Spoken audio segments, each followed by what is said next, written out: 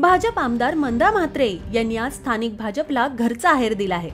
नवी मुंबईत प्रकल्पग्रस्त दिबा पाटील यांच्या नावाने सध्या मोठं राजकारण केलं जात आहे। ज्या नेत्यांनी दिबा पाटील यांना कधी नवी मुंबईत येऊ दिलं नाही तेच नेते त्यांच्या नावाने राजकारण करत आहेत, तर काही नगरसेवक दिबा पाटील यांच्या आणि प्रकल्पग्रस्तांच्या नावाने संघटना काढून स्वतःच कामांची कंत्राट मिळवत असल्याचा गंभीर आरोप त्यांनी केलाय।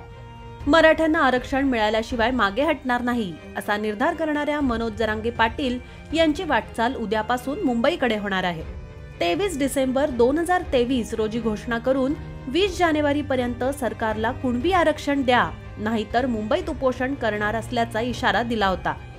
मात्र सरकारच्या शिष्टमंडळासोबत झालेल्या बैठकांमध्ये मराठ्यांना न्याय मिळेल असं चित्र दिसत नसल्यानं मनोज जरांगे यांनी आता चर्चा नाही तर कृती करा म्हणत काहीही होवो मुंबईत येणारच अशी घोषणा केली आहे।